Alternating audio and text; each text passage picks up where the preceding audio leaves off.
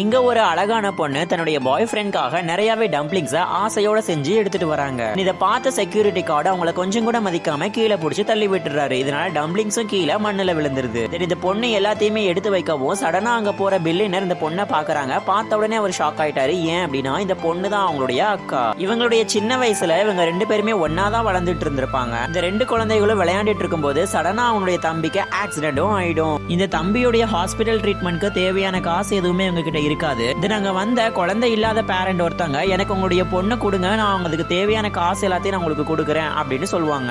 இந்த பொண்ணுமே தன் தம்பியோட உயிரை எப்படியாவது காப்பாற்றணும் அப்படிங்கிறதுக்காக வாலண்டியரா அவங்க கிட்ட போயிட்டு நீங்க நீ தாராளமா அடா பண்ணிக்கலாம், என் தம்பிக்கு காசை கொடுங்கன்னு சொல்லிட்டு காசையும் வாங்கி கொடுப்பான். பட் இந்த பொண்ணுடைய அம்மா அந்த காசை வாங்கி தூக்கி எரிஞ்சிட்டு எனக்கு என் பொண்ணு தான் வேணும், எனக்கு இந்த காசெல்லாம் வேணாம் அப்படின்னு சொல்லி ரொம்பவே அழ ஆரம்பிப்பாங்க. இதுக்கப்புறம் என்னாச்சுங்கிறத பாக்குறதுக்கு முன்னாடி எங்க சேனல்ல வீடியோ பாக்குற 90% ஆஃப் பீப்புள் சேனல் சப்ஸ்கிரைப் பண்ணாம தான் பாக்குறீங்க. சோ மறக்காம சேனல் சப்ஸ்கிரைப் பண்ணிட்டு தொடர்ந்து வீடியோவை பாருங்க. இப்படியே 20 வருஷமும் ஆயிடுது. அந்த ஆக்சிடென்ட் ஆன தம்பியும் இப்ப ரொம்பவே பெருசா வளர்ந்து ஒரு மிகப்பெரிய கம்பெனியோட பிரசிடென்டாவும் இருக்கிறான். ஆனா அவன் இன்னுமே தன்னுடைய அக்காவை தேடிட்டு தான் இருக்கிறான். இவனுமே அந்த பொண்ணுக்கு வந்து ஹெல்ப் பண்ண வரான். சடனா அவனுடைய செக்ரட்டரி வந்துட்டு உங்க அக்கா பத்தின நியூஸ் ஒண்ணு கிடைச்சிருக்கு, வாங்க உங்களுக்கு ஷோ பண்றேன் அப்படின்னு சொல்லி கூட்டிட்டும் போயிடுறான். இந்த பொண்ணுமே டம்ப்ளிங்ஸ் எல்லாத்தையும் எடுத்துட்டு இந்த கம்பெனிக்குள்ளேயும் போனாங்க. பார்த்தா என்னுடைய பாய் ஃப்ரெண்ட் வேற ஒரு பொண்ணு கூட தப்பு பண்ணிட்டு இருக்கிறான். இதை பார்த்த இந்த பொண்ணுக்கு ரொம்பவே கோவம் வந்துருது.